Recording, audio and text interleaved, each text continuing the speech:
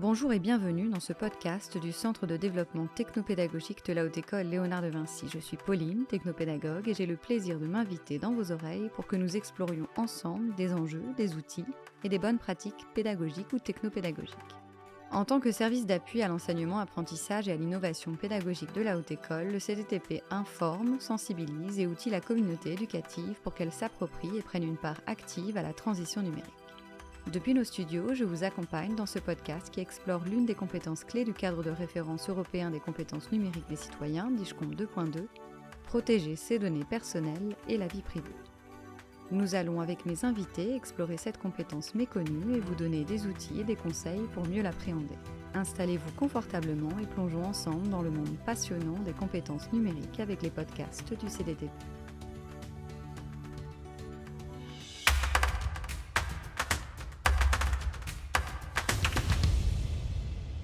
Aujourd'hui, nous rencontrons Laurent Thibault, enseignant et responsable infrastructure et support informatique à la Haute École Léonard de Vinci, et Saba Parsa, avocate et déléguée à la protection des données à la Haute École Léonard de Vinci, première vice-présidente du CSA belge, assistante en droit des obligations à l'Université Saint-Louis et chargée de l'enseignement à Paris-Dauphine. Bonjour Laurent, bonjour Saba. Bonjour. Bonjour. Pourriez-vous vous présenter en quelques mots à nos auditeurs et auditrices ? Mon prénom, c'est Saba.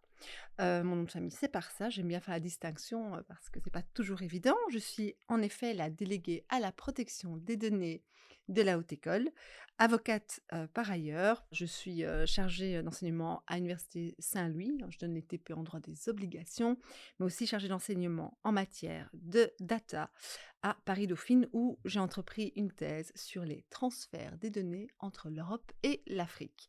Donc oui, la data, je suis tombée dedans comme Obélix quand j'étais très jeune. Ça me passionne, c'est un milieu qui me passionne, c'est fascinant parce qu'aujourd'hui, je pense que toutes les technologies de demain doivent s'asseoir sur la data et donc tout ce droit se crée et être au cœur de ce droit, eh bien, c'est ma petite passion. Moi, c'est Laurent. Donc, je travaille au service informatique depuis 12 ans pour la Haute École de Vinci, dont je suis pour le moment responsable infrastructure et support. Au quotidien, on accompagne les utilisateurs et on met en œuvre des solutions pour répondre à leurs besoins. Et on est notamment vigilant à les conscientiser, en tout cas, sur les données personnelles qui peuvent être traitées en interne ou en externe de la Haute École. Justement, à ce titre, pour commencer, pouvez-vous nous dire qu'est-ce qu'une donnée ? On parle également de données personnelles, pouvez-vous nous en dire plus ? Alors, il faut savoir qu'en informatique, une donnée, c'est un fait brut sans signification, et donc qui se présente sous forme binaire, 0 ou 1. Ce qui va permettre de générer l'information, c'est en plaçant ces données dans un contexte qui, lui, va avoir du sens, et donc être utilisé par l'humain ou par d'autres machines. A contrario, la donnée à caractère personnel, parce qu'elle a un caractère personnel, est définie dans ce fameux RGPD, c'est-à-dire ce règlement général relatif à la protection des données, comme étant toute information qui va permettre d'identifier de manière directe ou indirecte une personne qu'on appelle la personne concernée. Donc évidemment, elle doit être porteuse de sens. In fine, la donnée, quand elle n'est pas à caractère personnel, dans le sens commun, c'est plutôt de l'information qu'on entend. On n'entend pas autrement que de l'information, ça doit faire sens. À côté de la donnée, il y a aussi ce qu'on appelle la métadonnée, et ça, c'est aussi une information, mais c'est une information sur l'information. Je dis toujours, c'est l'étiquette du pot de confiture. La donnée, c'est le pot de confiture. On sait que c'est bon, on sait que c'est à la fraise, on sait. Et la métadonnée, c'est l'étiquette qui vous dit combien de temps on peut la garder, quand est-ce qu'elle a été produite et autres. Et donc, données, métadonnées, ce sont des termes qu'on utilise très régulièrement aujourd'hui dans le milieu numérique. N'est-ce pas, Laurent? Tout à fait. On parle ici, dans cette compétence, de protection des données. Saba, est-ce un droit, la protection des données aujourd'hui ? C'est absolument un droit et c'est un droit fondamental. C'est aujourd'hui consacré en tant que tel à l'article 8 de la Charte des droits fondamentaux de l'Union européenne, donc indépendamment du droit à la protection de la vie privée. Et c'est consacré aussi dans le RGPD. C'est un droit que moi j'appelle même un droit gigogne ou poupée russe parce que quand on ouvre ce droit, en dessous, on a encore d'autres droits. Parce que le droit à la vie privée, il vous donne aussi le droit à l'oubli, à l'effacement de vos données, le droit à l'information, le droit à la rectification, toute une série de nouveaux droits qui sont vraiment liés au caractère personnel d'une donnée. Et donc, c'est un droit à part entière que moi j'appelle carrément un droit poupée russe. On l'ouvre dedans, on a encore des nouveaux droits. Et un droit qui évolue apparemment aussi.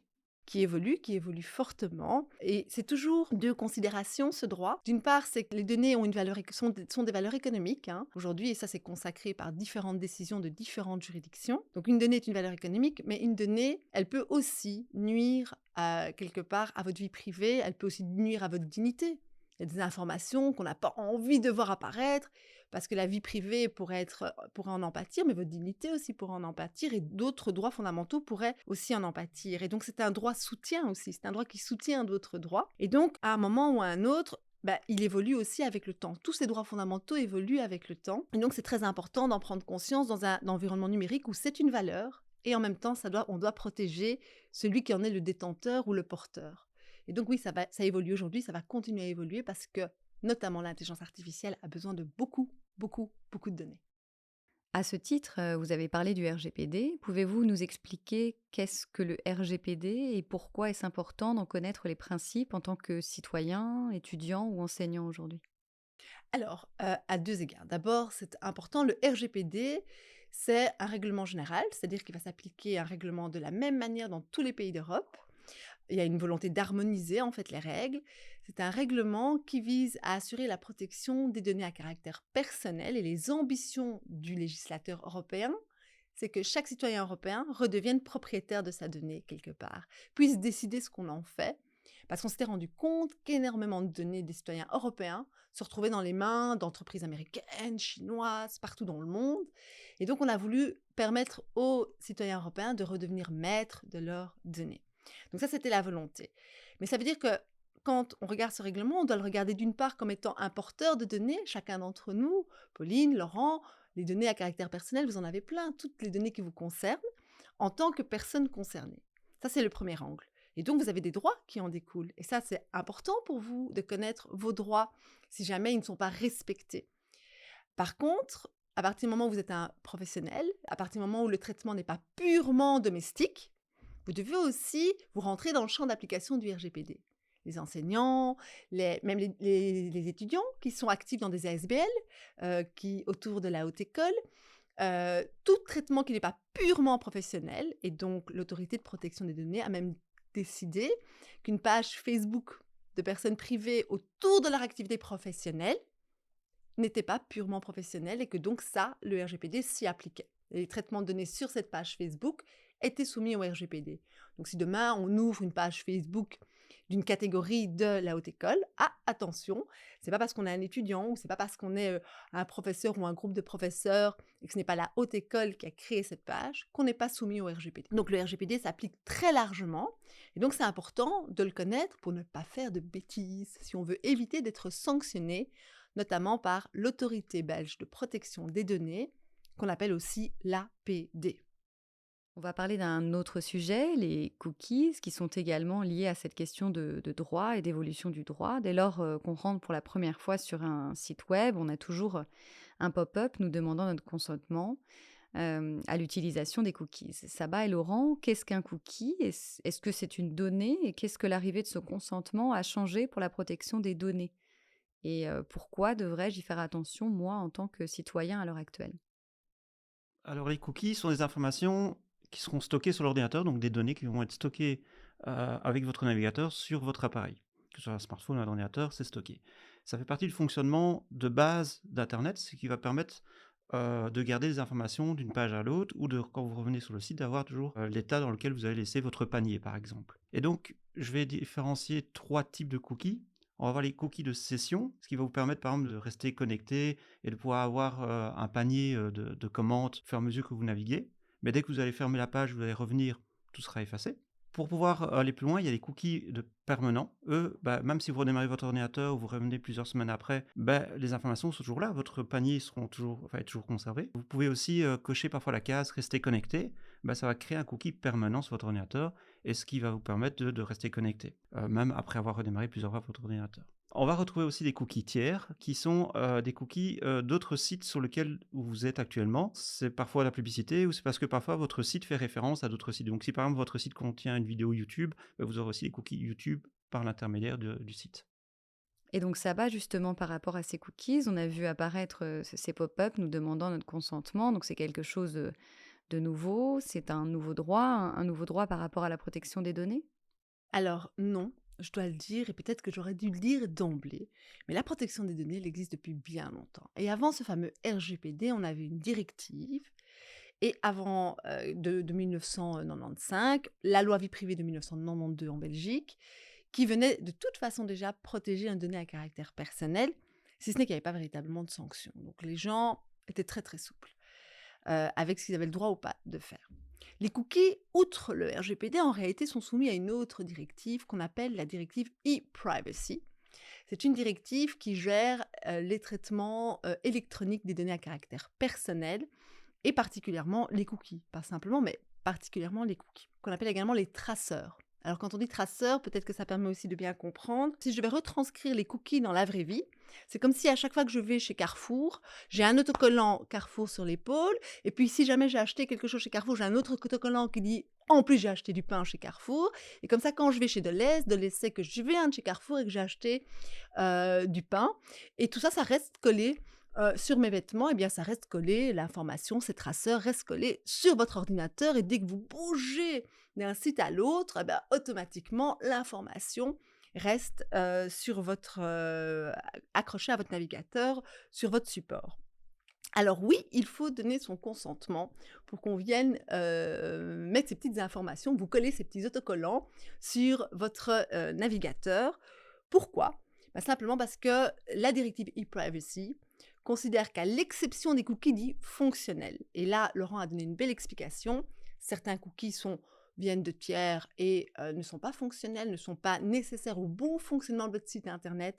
Certains cookies sont des cookies, par exemple, qui sont liés à de l'information ou à des traitements pour savoir d'où vous venez, les cookies analytiques, par exemple. On veut savoir d'où vous venez, ce que vous faisiez avant d'arriver, comment vous êtes arrivé sur cette page. Eh bien, toute cette information-là, pour pouvoir l'avoir, il faut donner son consentement. Parce que ce que considère cette directive e-privacy, c'est que notre vie privée, c'est aussi qu'on ne puisse pas nous tracer de manière continue, même sur le net. Et donc, à l'exception des cookies fonctionnels, c'est-à-dire ceux qui permettent le bon fonctionnement de votre site internet, par exemple, justement, pour que votre panier d'achat ne saute pas et que vous puissiez contenir ce panier quand même plus que 10 secondes à chaque fois que vous mettez un nouveau produit ou d'autres cookies fonctionnels quels qu'ils soient. Tous les autres cookies nécessitent un consentement. Et notamment quand on partage de l'information, parce qu'aujourd'hui, c'est ce qu'on fait aussi, hein.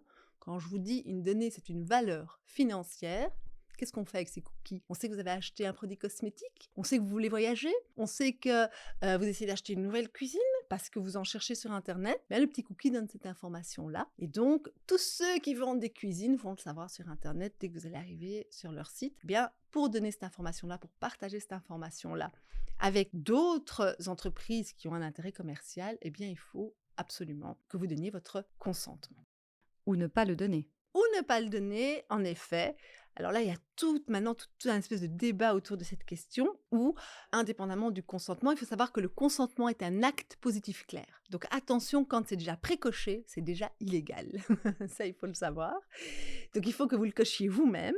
Mais par ailleurs, aujourd'hui, on a pas mal de sites qui vous disent vous acceptez? Non. Alors 1,99 €, 2 € et autres.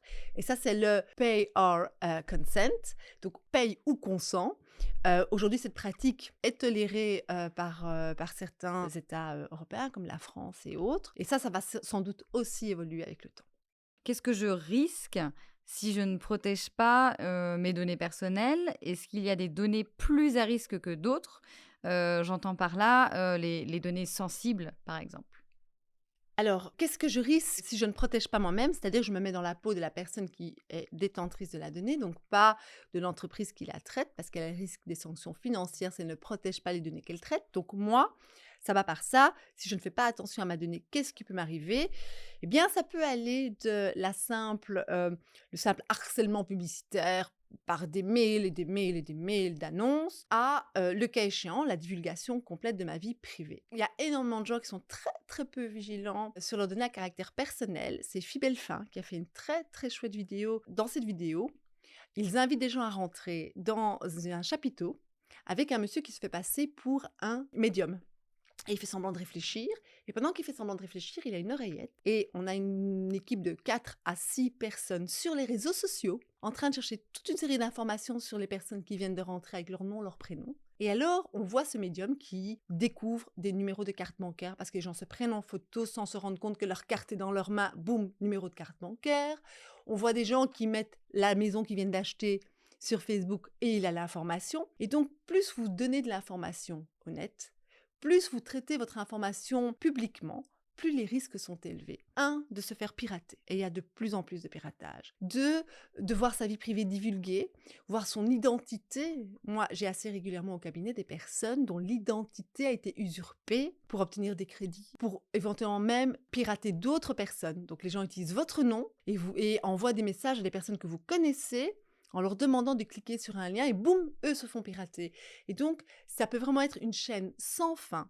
Ne pas protéger ces données, c'est d'une part se mettre en danger d'un point de vue numérique, et aujourd'hui tout est numérique, et essentiellement vos comptes en banque, je vous le rappelle, mais c'est aussi mettre en danger d'un point de vue numérique tous vos proches, que ce soit dans le milieu professionnel que dans le milieu privé. Donc une attention particulière à ces données, je pense que c'est un minimum que ce que chacun doit faire aujourd'hui. Si je peux rajouter, l'usurpation d'identité est vraiment une vraie menace parce que de plus en plus d'actions se font en ligne et maintenant il est tout à fait possible d'ouvrir un compte sans se rendre dans une agence bancaire et un pirate peut très bien avoir piraté votre boîte mail et récupérer dans vos éléments envoyés une photocopie carte d'identité que vous avez envoyée, une facture de vos d'électricité, de gaz et autres, qui est souvent demandée pour ouvrir ses comptes. Ce qui va permettre de lui d'ouvrir tranquillement un compte à votre nom et l'utiliser pour faire du blanchiment d'argent ou utiliser à d'autres fins illicites. Oui, mais informatiquement, on peut considérer que moi, quotidiennement, on va me demander tel papier, je vais l'envoyer par mail à partir de mon adresse mail personnelle. À quel moment je peux le protéger? Quelles sont les habitudes et attitudes à adopter? On parle de cyberhygiène pour protéger mes données. Est-ce qu'il y a des paramètres génériques à toujours appliquer lorsque je souhaite partager une donnée personnelle à travers un réseau ou en ligne? Alors Pauline, je vais donner 3 conseils. Premièrement, c'est au niveau de la sécurité du compte. Je vais revenir un peu plus en détail par la suite. Deuxièmement, c'est de donner un minimum d'informations. Donc si vous ne donnez pas plus d'informations, par exemple ici, si vous supprimez tous les copies carte d'identité après, ce sera plus difficile de récupérer suite à un piratage. Troisièmement, quand on vous demande d'encoder des informations, posez-vous toujours la question, est-ce que c'est bien légitime et est-ce que c'est nécessaire? Donc, et parfois, c'est pas toujours obligatoire. Enfin, il y a le petit astérix. Si c'est pas coché, ne répondez pas, vous donnez pas trop d'informations sur vous. Pour revenir au premier élément, sécuriser un compte, il y a plusieurs moyens d'y arriver. Avoir un bon mot de passe sécurisé, avec un gestionnaire de mot de passe, c'est vraiment le plus important. Ça va permettre d'avoir un mot de passe unique pour chaque site sur lequel vous vous enregistrez, d'avoir un système qui va avoir un mot de passe suffisamment complexe pour éviter qu'on le craque trop facilement, et de le changer automatiquement quand le mot de passe a déjà été piraté ou récupéré sur notre site. C'est dans le cas où deux mots de passe seraient utilisés dans le même site. On peut aussi protéger son compte en utilisant la double ou la triple authentification, ce qu'on appelle communément le MFA, donc en termes techniques, ce qui va permettre d'utiliser souvent votre smartphone pour pouvoir vous identifier supplémentaire. Donc, ce que vous connaissez le mot de passe, est-ce que vous possédez un smartphone ou un appareil, ça peut être une clé USB aussi. Et pour terminer, ce qui arrive de plus en plus, et Google est en train de le faire, Microsoft, etc., c'est utiliser une clé d'authentification. Donc, c'est pouvoir se connecter sans utiliser le mot de passe. C'est un peu comme It's Me, vous avez un QR code, et vous devez juste retaper votre mot de passe, mettre votre empreinte sur votre téléphone et ça va déverrouiller automatiquement. Pourquoi? Parce qu'il y a un système de clés asymétrique qui va bien vérifier que c'est bien vous et vous mettez un code PIN ou une empreinte qui va effectivement déverrouiller votre clé privée. Donc finalement, est-ce que appliquer le filtre ou un filtre ne pas recopier sur un document personnel est suffisant pour le protéger lorsque je le partage à un tiers? À l'heure actuelle, surtout avec les IA et les outils de retouche d'image, je pense qu'il est encore assez facile de supprimer ce style de filigrane ou de filtre. Je pense que là, je rejoins tout à fait Laurent, il y a beaucoup, beaucoup de mesures à adopter. Il y a la cyberhygiène, c'est notamment ces multifactor authentication system, donc système d'authentification à multifacteurs, multiclés. Mais il y a aussi des bonnes habitudes, je dis souvent. Effacer, par exemple, le mail dans sa boîte d'envoi quand on a envoyé sa carte d'identité. Il n'est pas nécessaire que ça reste dans votre boîte d'envoi. Souvent, on nettoie sa boîte de réception, on nettoie pas sa boîte d'envoi. C'est des habitudes qu'il faut mettre en place. Laurent a tellement raison. Utilisez des systèmes de mots de passe qui vous aident, plutôt que de choisir vous-même un mot de passe que vous allez écrire sur un post-it que vous collez sur votre ordinateur, messieurs, dames. Soyez vigilants. Donc, il y a quand même un minimum de comportement normalement prudent et diligent qu'il faut adopter. Partagez pas votre mot de passe. Combien de fois, il n'y en a pas un qui vous dit « Ah, tu peux pas me passer ton mot de passe que je n'arrive plus à accéder ?» Et en fait, vous utilisez le même mot de passe pour vos divers sites. Bravo, c'est très facile de venir après vous pirater, surtout si vous décidez de le partager par mail, évidemment, parce que vous êtes en télétravail les uns et les autres. Bonjour. Donc oui, je pense qu'il y a un minimum de comportement normalement prudent et diligent à avoir, parce que le piratage, c'est vraiment devenu monnaie courante. Moi qui suis DPO, alors pas à Vinci, touchons du bois, mais je pense aujourd'hui, depuis le mois de mai, sollicité une fois par semaine minimum sur un piratage chez mes clients. Et c'est extrêmement lourd. Il faut être d'autant plus vigilant, et vous me posiez la question, Pauline, tout à l'heure, est-ce qu'il y a des données plus sensibles que d'autres quand on a des données sensibles? Qu'est-ce qu'une donnée sensible? Le RGPD définit la notion de données sensibles de manière très restrictive. C'est toutes les données qui sont définies à articles 9 et 10, c'est-à-dire les données relatives à l'état de santé, les données relatives à l'orientation sexuelle, les données relatives à l'appartenance syndicale, philosophique, religieuse. Et il y a comme ça une liste de plusieurs données limitativement énoncées. Article 10, toutes les données que l'on retrouve dans votre casier judiciaire sont des données sensibles. Ces données-là, le RGPD nous dit même qu'on n'a pas le droit de les utiliser, sauf si l'une des conditions spécifiques qui est aussi énoncée dans le RGPD est rencontrée. Et donc, ces données-là, on doit être très, très attentif. Laurent, tu disais, on peut peut-être utiliser son empreinte digitale, données biométriques, données sensibles. Et donc, attention à l'utilisation de ces données-là. Et donc, restons quand même relativement prudents quand on utilise toutes ces données-là. Assurons une plus grande sécurité. Utilisez des VPN. Un VPN, c'est aussi une manière de protéger le flux d'informations que l'on reçoit ou qu'on envoie. Ne cliquez jamais sur un lien dans un mail qui vous provient de quelqu'un que vous ne connaissez pas ou de quelqu'un que vous connaissez, mais qui vous envoie un mail que vous n'attendiez pas par ailleurs. Ça m'arrive de temps en temps qu'un confrère qui a été hacké, un client ou autre, m'envoie un mail, mais je n'attendais pas ce mail. Où il me dit, tiens, voilà les pièces que tu attends. Je dis, mais non, j'attends pas de pièces. Premier réflexe, on réécrit et on dit, tiens, j'ai reçu un mail de ta part avec un lien. Habituellement, je ne clique pas sur les liens. Est-ce que tu t'attends à ce que je réponde à ce mail? Est-ce que je dois aller trouver une information derrière ce lien? Si on me dit oui, alors je clique. Si on me dit non, je ne vais pas. Ce lien était certainement un spam. N'ouvrez pas les pièces jointes, des mails, souvent les mails qui attisent votre curiosité. Non, si vous n'attendiez pas un colis par Bipost, il n'y a personne qui entend vous envoyer un cadeau par Bipost. Donc n'allez pas cliquer sur le lien pour savoir, tiens, mais qu'est-ce que j'ai commandé chez Bipost alors que je sais que je n'ai absolument rien commandé nulle part. Donc soyez absolument vigilants à ce qui attise votre attention, votre curiosité. N'allez pas naturellement cliquer sur ces liens. Et alors vérifiez toujours, je dis, l'URL de l'expéditeur. C'est-à-dire que vous devez aller vérifier que les derniers mots avant le .be, .com et autres, ce soit bien l'expéditeur que vous attendiez. Et c'est valable pour les smishing pour les SMS de phishing. Donc quand on reçoit un WhatsApp avec 250 € offerts par Deleuze et qu'il faut cliquer sur un lien @jevoupirate.be, clairement ce n'est pas Deleuze, donc ne cliquez pas sur ce lien. Si c'est Deleuze écrira depuis l'adresse mail deleuze.be ou .com. Donc soyez quand même très très vigilants quand vous cliquez sur des liens. Ça c'est aussi un comportement normalement prudent et diligent à adopter.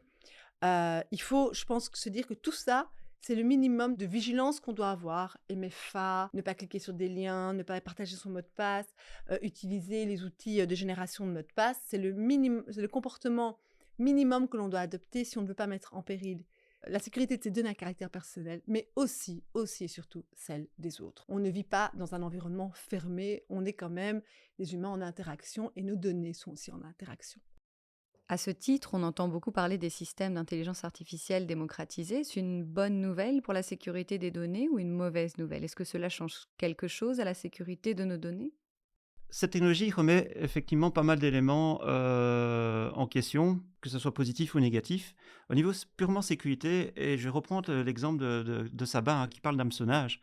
Il faut savoir que les mails d'hameçonnage risquent de monter en qualité, parce que pour le moment, on le voit, il y a des fautes, c'est pas forcément écrit en français, on s'attend pas, c'est un sujet qui a rien à voir. Mais maintenant, avec les IA, il suffit qu'on se fait pirater quelques semaines ou quelques jours avant. Le pirate va pouvoir analyser rapidement l'ensemble de vos mails et trouver un mail plausible que vous attendez peut-être à recevoir. En tout cas, quelque chose qui va Vous lisez, vous avez demandé une demande de remboursement il y a quelques semaines. Ils vont changer un numéro de compte bancaire dans un document. Ils vont renvoyer, bah, suite à une petite erreur, voici le nouveau document. Et comme ça, vous pouvez payer sur un mauvais numéro de compte. Ça se fait souvent avec des factures. Ils récupèrent dans votre boîte mail la facture d'électricité. Ils changent le numéro de compte du fournisseur et ils vous le renvoient pour paiement.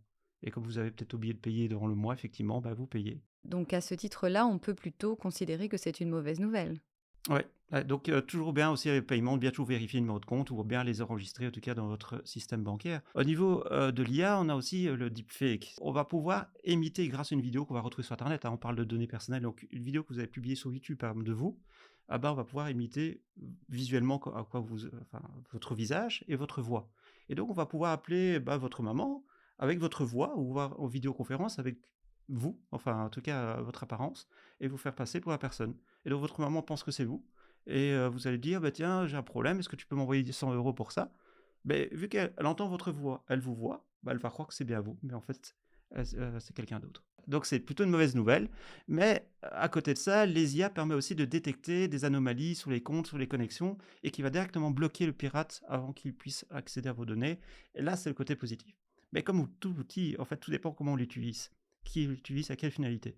Saba, quelque chose à ajouter sur ces changements sur la sécurité des données personnelles par rapport au système d'intelligence artificielle? Non, non, je pense que Laurent a été suffisamment clair sur cette question. Peut-être rappeler aux gens qu'avec en effet l'intelligence artificielle, ben, on va devoir nous aussi redoubler de vigilance parce que l'intelligence artificielle, elle va aussi examiner votre comportement pour être sûr que les contenus qu'elle va vous envoyer, enfin en tout cas les contenus qui sont envoyés par les pirates, soient des contenus auxquels vous pourriez être plus sensible que d'autres. Et donc oui, les risques augmentent au même titre que, comme il le dit, les outils de détection vont aussi être renforcés grâce aux mêmes technologies. Mais voilà, donc je pense que c'est essentiellement notre vigilance qu'on va devoir redoubler et Laurent a véritablement tout dit. Merci. Et où est-ce que je peux trouver de l'information fiable à ce sujet, sur ces usages sécurisés du numérique quant à la protection des données? Alors, il y a plusieurs sites. Le premier et celui que je conseille, et je pense que Laurent, tu me diras la même chose, c'est CCB, le Centre belge de cybersécurité, où il y a quand même des chouettes vidéos, des chouettes informations. Il y a Fibelfin qui fait des très chouettes vidéos et des très chouettes informations pour la sécurité en ligne des comptes bancaires. Il y a également un quiz qui est très bien fait. Mais donc, il existe énormément de supports. Et puis, il y a un site qui s'appelle jedécide.be, qui est le site internet qui a été créé, édité par l'autorité belge de protection des données, qui donne aussi également énormément d'informations, un peu plus centrées sur la donnée à caractère personnel, mais rappelons toujours que les cyberattaques, l'hameçonnage et les risques qui existent ne visent pas simplement les données à caractère personnel en fait. Donc, de manière générale, il faut qu'on soit vigilant, extrêmement vigilant. Je pense que tu as cité la majorité des sites. J'en citerai un, mais un site qui en découle, hein, c'est savonweb.be, qui est une déclinaison du CCB, mais qui est peut-être plus orienté utilisateurs finaux, plus simple, avec vraiment les alertes des derniers phishing qui est à la mode, en fait. Tout à fait. Et il y a des tests dessus qui sont très sympathiques à faire si vous avez peur de vous faire avoir. Ils font des très chouettes tests. Dernier site, j'y pense maintenant, c'est I Have Been Pwned. C'est un site internet où vous pouvez aller mettre les adresses mail qui vous semblent éventuellement frauduleuses ou d'hameçonnage. Et alors, on va vous dire, oui, cette adresse mail a été référencée comme étant une adresse frauduleuse. N'hésitez jamais d'ailleurs, si je puis me permettre encore, quand vous avez un mail d'hameçonnage, à le signaler directement à votre fournisseur de services mail. Il y a toujours la possibilité d'alerter, parce qu'alors, plus nous on alerte, plus l'intelligence artificielle du fournisseur de services web, mail, va alors pouvoir le recenser et certainement le bloquer chez les autres utilisateurs. Et donc c'est comme ça que certains mails finissent dans les spams parce qu'ils ont été recensés comme étant des mails enfin dans les boîtes de courrier indésirables, parce qu'ils ont été recensés par d'autres comme étant indésirables. Donc c'est toujours intéressant de le faire. Et alors la question qui est souvent posée, c'est: est-ce de l'hameçonnage? Est-ce un courrier non désiré? Et donc répondez à ce genre de petites questions, ça permet d'aider toute la communauté. Oui, et sur le site Have I Been Pwned, il y a aussi la possibilité d'y entrer son adresse email afin de vérifier que cette dernière n'ait pas été découverte lors d'une cyberattaque. Exactement, et il faut savoir aussi que l'ensemble des données qui sont, volées par, les pirates se retrouvent dans ce qu'on appelle, et on n'en a pas encore parlé aujourd'hui, c'est le dark web, et qu'en règle générale, quand on s'est fait hacker une fois, toutes nos données sont déjà là, et une fois qu'elles sont là, elles sont réutilisées. Parce qu'il faut savoir que le monde du piratage, c'est un monde extrêmement bien organisé, et alors chacun a sa spécialité. Moi, je fais tel type de piratage. Moi, je vais dans les ordinateurs en profondeur et je fais du ransomware. Donc, c'est-à-dire, je crypte les données, je demande des rançons en échange pour vous rendre votre donnée. Ah, moi, je fais plutôt du piratage où je vais chercher directement sur les mots de passe pour les accès aux comptes bancaires et je vide les comptes bancaires. Chacun a sa spécialité, hein. Jusque clairement défini, ils appellent ça des haloteuses, des personnes qui vont téléphoner pour se faire passer pour quelqu'un d'autre ou une banque, etc. Exact. Donc, ils ont vraiment, c'est des petites entreprises. Moi qui interviens sur les fuites de données, notamment en ransomware, les clients sont assez surpris parce que quand on n'a pas le choix, ça m'est arrivé par ailleurs, une fois on n'avait pas le choix. On a dû payer, c'était pas une somme importante et que donc le ratio rapport qui a été pris, ben on a payé parce qu'il faut savoir que quand ils font un ransomware sur une très grosse entreprise, ben ils vont demander beaucoup plus d'argent parce qu'on sait qu'une grosse entreprise va pouvoir le payer. Mais quand on fait un ransomware sur des personnes qui ont moins de moyens, l'argent qu'on demande est moins important, on n'est pas fou. Pas demander 1 million à Carrefour Belgique ou ce que vous voulez d'autre et 1 million à Monsieur Dupont. Ça ne fonctionne pas comme ça. À Monsieur Dupont, on lui demandera 2 500 euros. Voilà, parce que lui, il peut les payer. Et donc, quand ils vont venir s'adresser à vous et que bah, vous allez finir par devoir payer parce que vous ne voulez pas perdre vos données, vos souvenirs, ce qui compte pour vous, eh bien, vous allez appeler un numéro de téléphone. Donc, quand ça fonctionne bien, vous allez appeler un numéro de téléphone. Quand ce ne sont pas des pirates, quand ce sont pas des pirates malveillants, ça peut fonctionner. On a un numéro de téléphone, on appelle le numéro, on a une personne qui vous parle en 5 langues à l'autre bout du fil. C'est assez amusant, donc vous lui parlez en anglais, elle vous dit: «Je comprends le français». C'est formidable. On vous répond tout de suite. Il n'y a pas de répondeur avec appuyer sur 1, appuyer sur 2, appuyer sur 3. On vous donne exactement la procédure à suivre et en X secondes, tout est réglé, ou X minutes, tout est réglé, et alors on vous dit, en espérant que nos services vous ont été profitables et qu'à l'avenir vous serez vigilants. Donc il faut savoir que ces personnes ne se voient pas non plus toujours, comme des personnes malveillantes, mais ça reste des entreprises du dark web, donc ça reste des entreprises absolument contraires à la loi. Et donc c'est assez amusant, c'est vrai que quand on suit comme ça des piratages et que ça se termine ou à la limite, ils vous disent qu'ils vous vendent encore du service derrière, on a envie de rigoler, quoi. Nous espérons qu'à l'avenir, vous allez mettre un bon antivirus, on a envie de rire, enfin, voilà. Et donc ça, c'est vraiment, ce qui peut arriver quand, on se fait pirater. On se rend compte que c'est des petites entreprises. C'est extrêmement bien structuré, c'est extrêmement bien organisé, et donc il faut savoir que ces gens ne font pas les choses par hasard. Et on ne sait jamais si les données vont vraiment disparaître du dark web. Donc, un hôpital qui se font voler des milliers de dossiers de patients, ces dossiers de patients vont peut-être récupérer parce qu'ils vont déverrouiller les ordinateurs parce qu'ils ont payé la rançon. Mais est-ce que ces données patients ne vont pas être revendues à des assureurs? Parce que, bah voilà, c'est peut-être officiel, enfin, c'est pas illégal d'être assureur, mais ils se fournissent avec les données qu'on leur donne, qui va peut-être dire, bah voilà, on sait ça, ça sur vous, bah, pour pouvoir mieux ajuster votre prime annuelle. Pour que ça fonctionne, il faut que d'autres entreprises achètent ces données. Ouais, et là où Laurent a parfaitement raison, c'est que quand on ne paye pas les rançons, de manière générale et systématique, partout, moi j'ai accompagné les entreprises dans les fuites de données, les données se retrouvent sur le dark web ensuite. Parce qu'en fait, là, ils les vendent. Et ils les vendent chez Rivilia, les données sur le dark web se vendent cher. Par exemple, quand on a quelqu'un qui va aller, par exemple, hacker votre boîte mail et va tomber, par exemple, sur une photocopie, parce que vous avez envoyé une copie de votre carte Visa, elle prendra peut-être pas le risque d'aller hacker votre compte Visa, c'est pas son métier, elle n'a pas le réseau pour aller dépenser de l'argent partout dans le monde, donc elle ne fera pas ça. Par contre, elle va vendre votre carte Visa 175 € sur le dark web. Donc, toutes les données ont de la valeur et une valeur encore plus importante sur le dark web. Il est certain que les données médicales se vendent entre 20 et 150 € sur le dark web, donc c'est dire. Loin de l'adresse mail qui est quelques cents. Oui, c'est juste. Donc, toujours rester vigilant, ne pas transmettre trop d'informations, transmettre le moins d'informations possible et penser également au gestionnaire de mots de passe. C'est vraiment l'effort de chacun qui va vraiment faire la différence pour une entreprise. Voilà, s'il y a un problème, c'est que ça vient forcément de l'humain.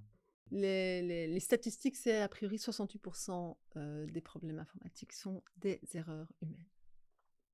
Merci Saba Parsa, merci Laurent Thiboux d'avoir participé à ce podcast consacré à l'un des enjeux de la transition numérique, la protection des données, proposé par le Centre de développement technopédagogique de la Haute École Léonard de Vinci. Merci à vous d'avoir exploré avec nous ces enjeux du XXIe siècle. Si ce podcast vous a plu, n'hésitez pas à le liker, le partager et le diffuser autour de vous.